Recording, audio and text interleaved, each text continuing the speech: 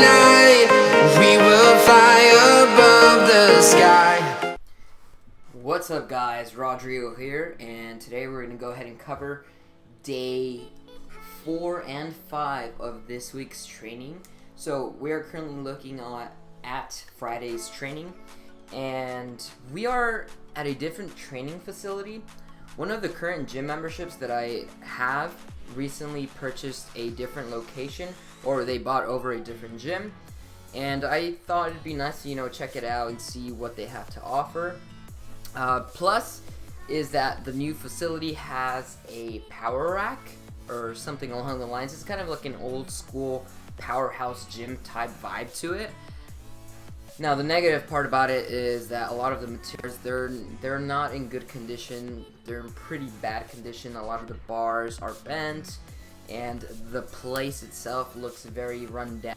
And it's also very, if you're into old school vibes, all that stuff, if you're okay with getting a skin infection because those dumbbells are completely disgusting, that's your kind of gym. That's the one to go to, as funny as that sounds.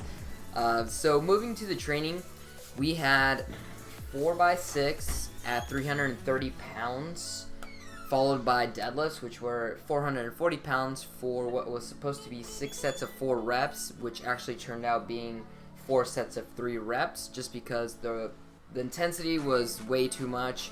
Squats themselves felt extremely heavy. I'd say the first 2 sets were RPE 8, the third was a 9, and the fourth was a 9 for sure.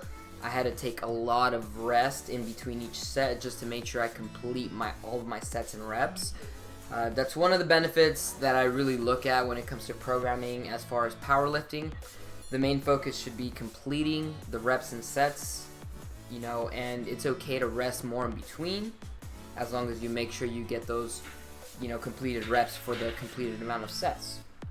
So right now we're going to take a look at my deadlifts, and this is two times now that the weight feels too heavy for the work I'm supposed to produce with such a weight.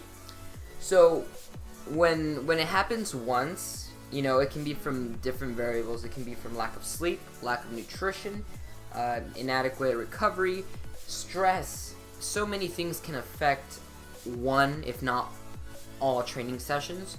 But when it happens again, then we have to make sure, and by we I mean myself, I have to make sure that I am doing absolutely everything possible to recover before the training session, to eat enough before the training session, to make sure my mind is I'm in the right state of mind before the training session. I have to make sure all of those things are in place, because there are variables that I can control that will affect my training either in a good way or in a bad way.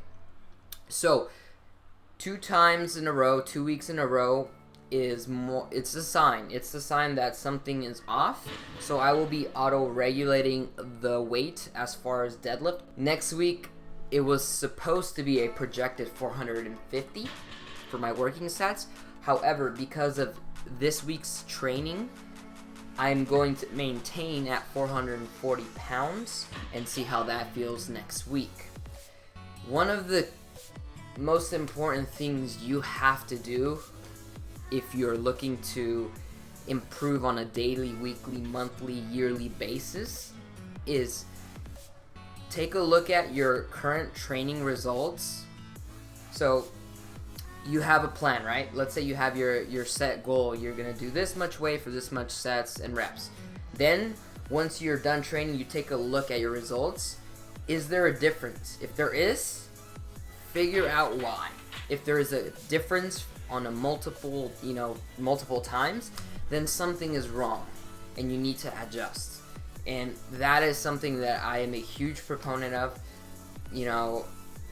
As an athlete, or I'd like to consider myself an athlete, a strength athlete.